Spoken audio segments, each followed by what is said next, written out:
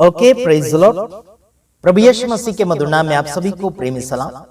जैसे कि आप देख रहे हैं राष्ट्रीय जय यीशु मानव सेवा, और साथ ही साथ आप सभी का भाई, मैं प्रभु में आप सबका भाई आशीष राजकुमार, और सभी का सुधार करने के लिए काफी कोशिश के ऊपर कोशिश करते चले जा रहे हैं, और काफी दुश्मन हमारे बढ़ चुके हैं, इसलिए हमें सावधानी पूर्वक रहना पड़ता है। और साथ ही साथ मैं आपको बताना चाहता हूं, हम डर और भय के साथ नहीं जीते, बल्कि उन भाइयों बहनों को हम बचाना चाहते हैं जो नरक की ओर जा रहे हैं और जो गलत शिक्षा की ओर जाते चले जा रहे हैं।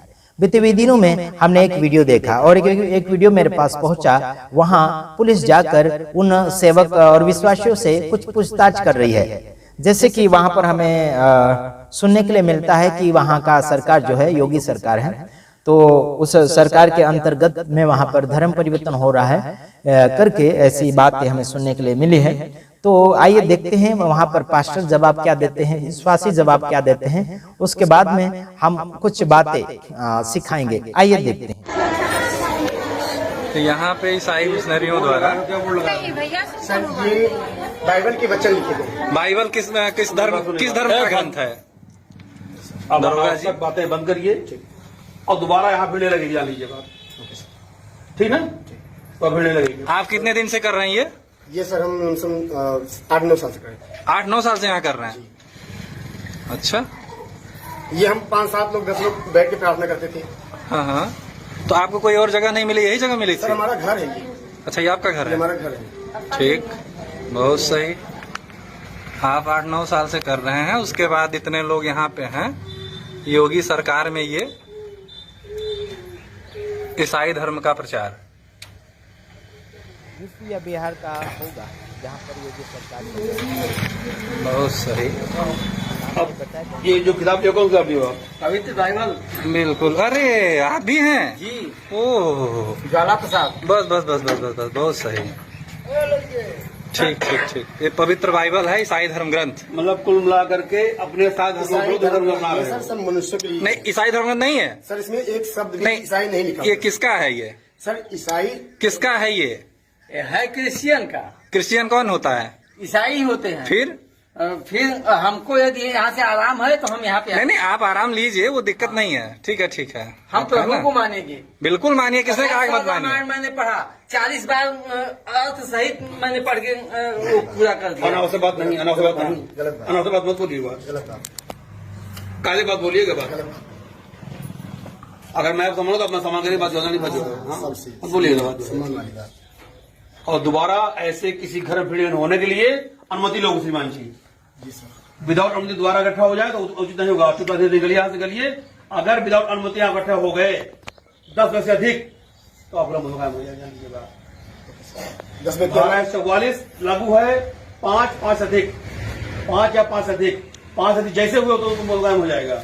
अतः अब दोबारा यहाँ भीड़ इकट्ठा नहीं होगी। तो मनाई मत जाए, चाहे जहाँ जाए, डॉक्टर के यहाँ जाए, लेकिन बिना अनुमति के इकट्ठा भीड़ नहीं करोगे। कहाँ से अनुमति लेनी है? ये बोलिए सर हमारे पास रजिस्ट्रेशन है सर।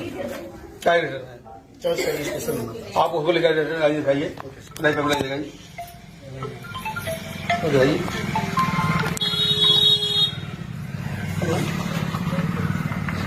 हेलो, हाँ तो आज आया है थाने पे। पुलिस का कहना है तो थाने पाओ तो हम कहाँ जा रहे हो जी? लेके आ रहे हैं।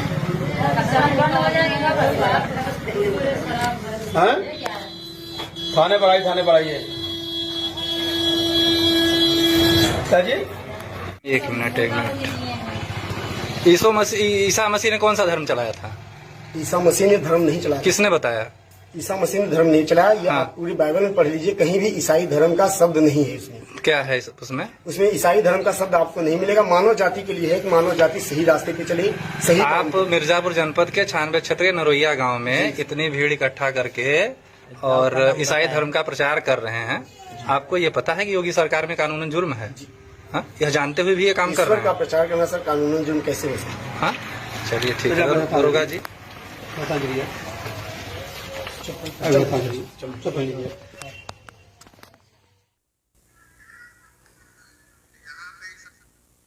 तो आपने देखा छोटा सा क्लिप वीडियो है और कुछ गांव का नाम भी बताया है, वो यूपी या बिहार का कहीं का होगा।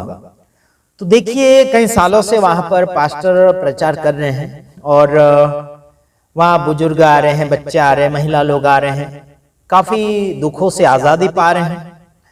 और उस पास्टर का नम्रता मुझे अच्छा लगा, बड़े प्यार से उसने जवाब दिया है कि ईसाई करके कहीं भी बाइबल के अंदर नहीं लिखा गया है और यीशु मसीह कोई भी धर्म का गुरु नहीं है। साथ ही साथ आपको बताना चाहता हूं, इस वीडियो को ज्यादा से ज्यादा वायरल करते चले जा रहे हैं यूट्यूब चैनल के ऊपर, तो ध्यान रखना वहां पर पुलिस वाले ये भी बोल रहे हैं कि परवानगी लेना चाहिए, है ना। तो उस पास्टर के पास में रजिस्ट्रेशन का कुछ कागजात भी है। तो ध्यान रखिएगा कि कोई भी जगह प्रार्थना सभा चल रही है तो किसी को भी अचानक जाकर रोक टोक नहीं करना चाहिए। पहले जाकर छानबीन करो क्या हो रहा क्या नहीं हो रहा। अचानक लोगों की शांति भंग नहीं करना चाहिए।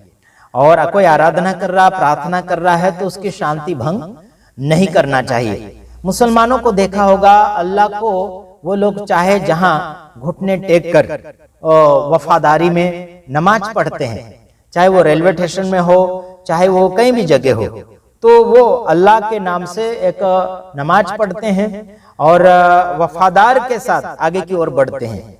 तो देखिए परमेश्वर या अल्लाह हो गया या फिर यीशु हो गया, किसी भी जगह क्या बोलना चाहिए कि पूछताछ करके, ये नहीं है ना यारो। लेकिन आजकल ऐसा हो गया कि परवानगी लेना चाहिए, है ना, परमिशन लेना चाहिए। ऐसे करके अगर कानून निकाल भी रहे हैं तो बड़ी अच्छी बात है, लेकिन लोगों को परेशान नहीं करना चाहिए। वहां पूरा छानबीन कीजिए, पूरा की पूरा कीजिए, आधा अधूरा छानबीन नहीं होना चाहिए। अगर धर्म परिवर्तन का अगर वहां पर आरोप लगा रहे हैं तो पूरा छानबीन वहां पर करना चाहिए कि सच में हो क्या रहा है। पूरा पूरा करना चाहिए, आखिरी तक, पहले से लेकर आखिरी तक उसका छानबीन करना चाहिए। आधा अधूरा करके बीच में छोड़ देते, झूठा आरोप लगाकर कि क्रिश्चियन धर्म बनाया, धर्म परिवर्तन कर दिया करके ऐसा आरोप लगाकर उनको छोड़ दिया जाता है या फिर उनको डरा धमका कर छोड़ दिया जाता है और वहां की आराधना सभा भी बंद कर दी जाती है और कहा जाता है कि आप यहाँ नहीं, कई हॉस्पिटल में जाकर ठीक होना करके सलाह दी जाती है। तो हॉस्पिटल का खर्चा कौन देगा, है ना, तो घर बार का खर्चा कौन देगा। बहुत से ऐसे बातें आती है बीच में। तो बिना खर्चे से प्रभु यीशु मसीह के पास आकर लोग ठीक हो जाते हैं। धर्म परिवर्तन की बात अलग रही और चमत्कार और चंगाई की और वचन की बात अलग है, धर्म की बात अलग है और क्या बोलना चाहिए, वचन को मानकर चलने की बात अलग है। तो देखो झूठा आरोप अगर लोग लगा रहे हैं तो उसमें सच्चाई सामने प्रकट लाने के लिए कोशिश करना है, चाहे कोई भी हो गया। कोई आरोप लगाता है तो उसको बोलना सबूत क्या है ना। अगर कोई ईसाई बना है तो उसमें सबूत भी चाहिए, कलेक्टर ऑफिस से कुछ लिखित रूप में चाहिए, है ना, कि आप सच में ईसाई है या नहीं है ना। तो परवानगी है सुप्रीम कोर्ट से या फिर संविधान के हिसाब से इजाजत है कि आप कोई भी धार्मिकता में अपनी श्रद्धा डाल सकते या फिर उसमें शामिल हो सकते, उसमें कन्वर्ट हो सकते हैं, इजाजत है।